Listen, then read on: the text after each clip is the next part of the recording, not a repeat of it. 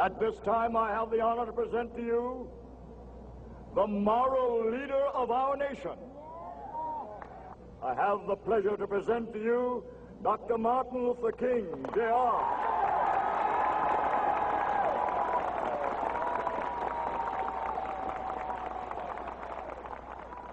I am happy to join with you today in what will go down in history as the greatest demonstration for freedom in the history of our nation.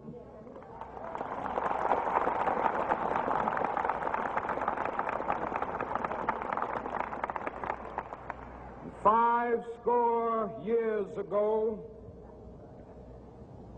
a great American in whose symbolic shadow we stand today signed the Emancipation Proclamation.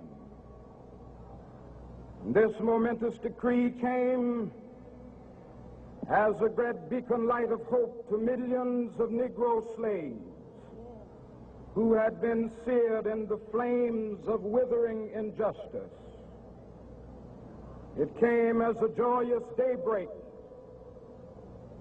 to end the long night of their captivity. But 100 years later,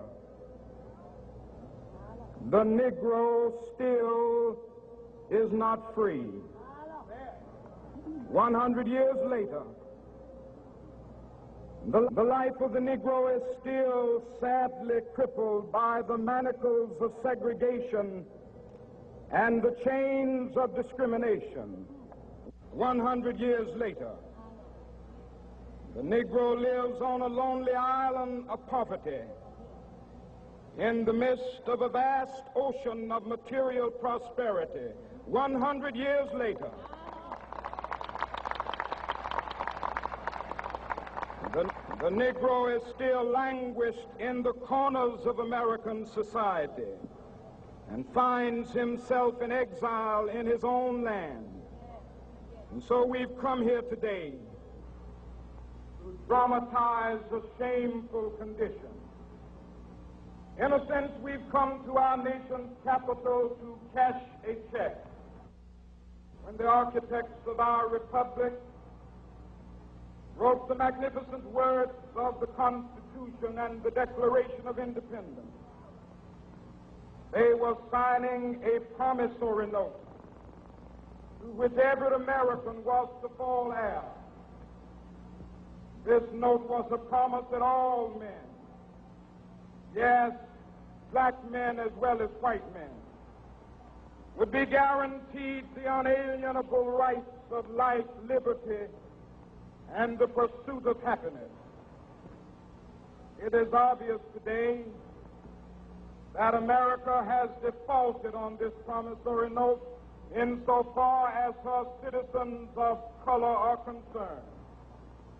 Instead of honoring this sacred obligation, America has given the Negro people a bad check, a check which has come back marked insufficient funds.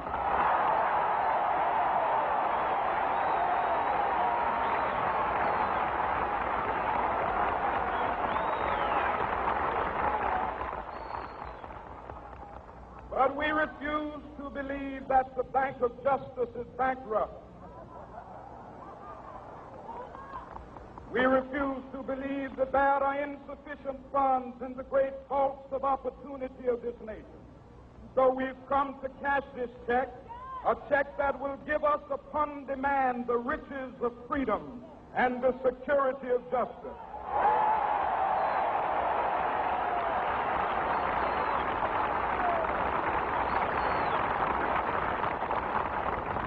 We have also come to this hallowed spot to remind America of the fierce urgency of now. This is no time to engage in the luxury of cooling off or to take the tranquilizing drug of gradualism.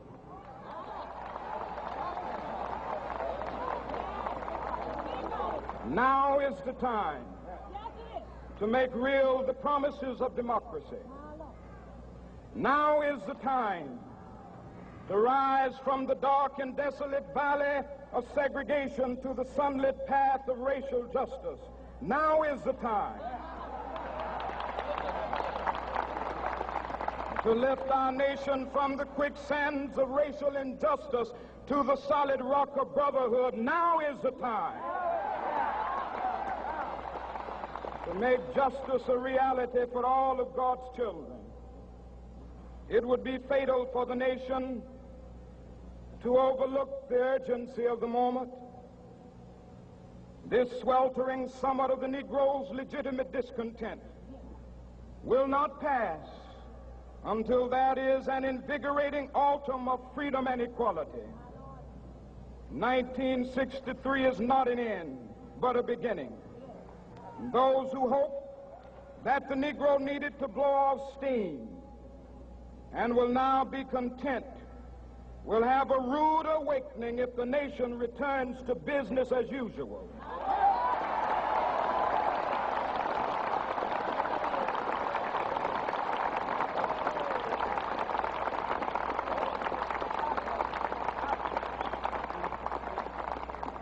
There will be neither rest nor tranquility in America until the Negro is granted his citizenship rights. The whirlwinds of revolt will continue to shake the foundations of our nation until the bright day of justice emerges. But that is something that I must say to my people who stand on the warm threshold which leads into the palace of justice.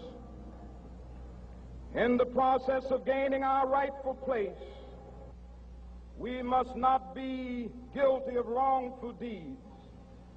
Let us not seek to satisfy our thirst for freedom by drinking from the cup of bitterness and hatred.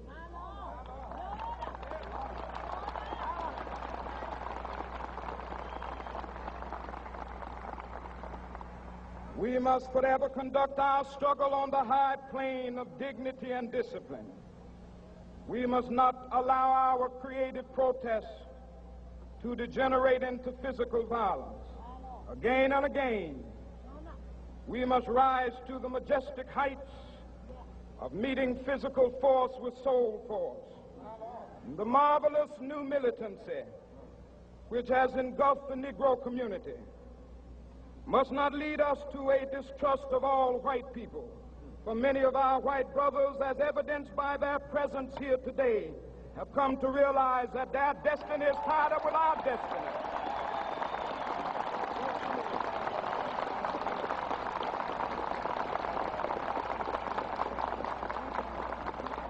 And they have come to realize that their freedom is inextricably bound to our freedom. We cannot walk alone. And as we walk, we must make the pledge that we shall always march ahead.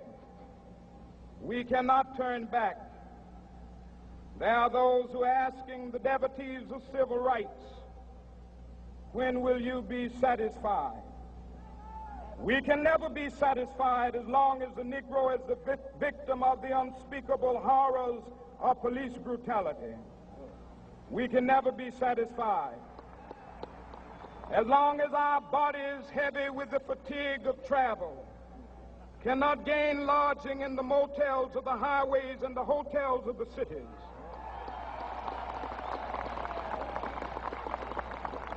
We cannot be satisfied as long as the Negro's basic mobility is from a smaller ghetto to a larger one. We can never be satisfied as long as our children are stripped of their selfhood and robbed of their dignity by signs stating for whites only.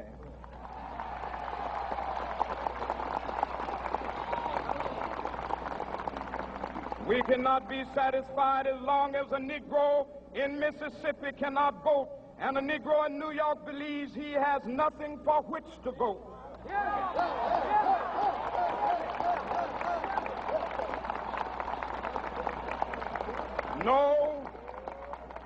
No, we are not satisfied, and we will not be satisfied until justice rolls down like waters and righteousness like a mighty stream.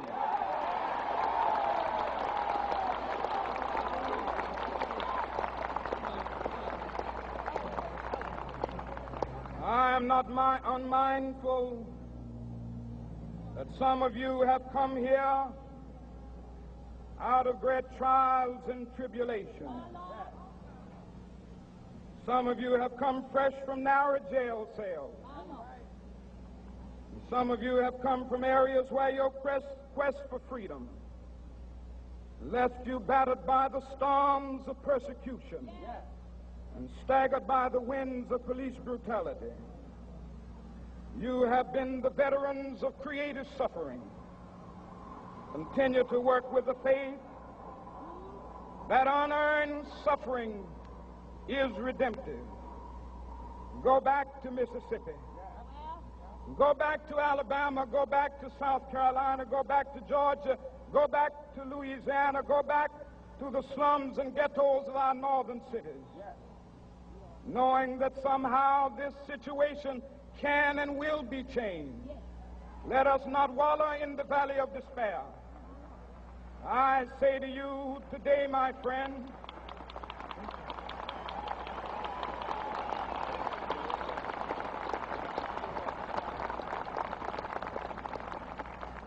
so even though we face the difficulties of today and tomorrow, I still have a dream. It is a dream deeply rooted in the American dream. I have a dream that one day this nation will rise up and live out the true meaning of its creed.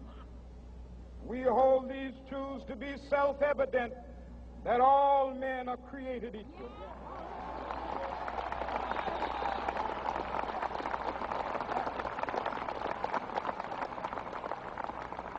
I have a dream that one day on the red hills of Georgia, the sons of former slaves and the sons of former slave owners will be able to sit down together at the table of brotherhood.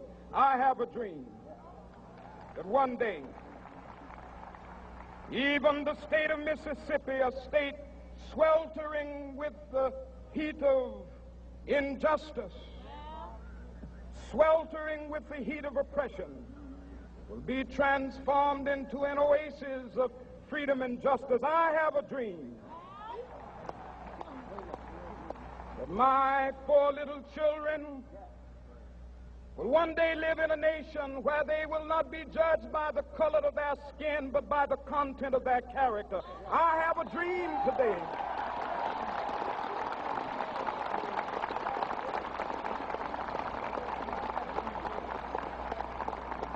I have a dream that one day down in Alabama, with its vicious racists, with its governor having his lips dripping with the words of interposition and nullification, one day right there in Alabama, little black boys and black girls will be able to join hands with little white boys and white girls as sisters and brothers. I have a dream today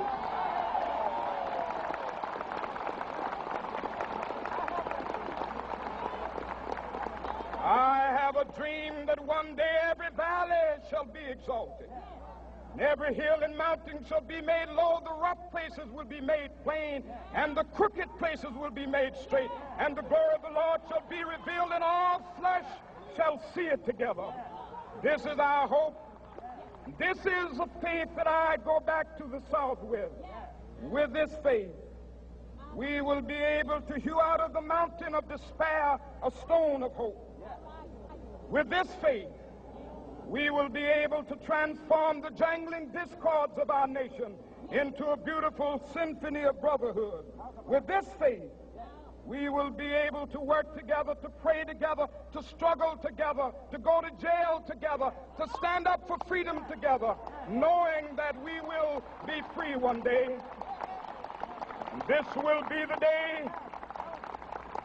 This will be the day when all of God's children will be able to sing with new meaning, "My country, tears of thee. Sweet land of liberty, of thee I sing.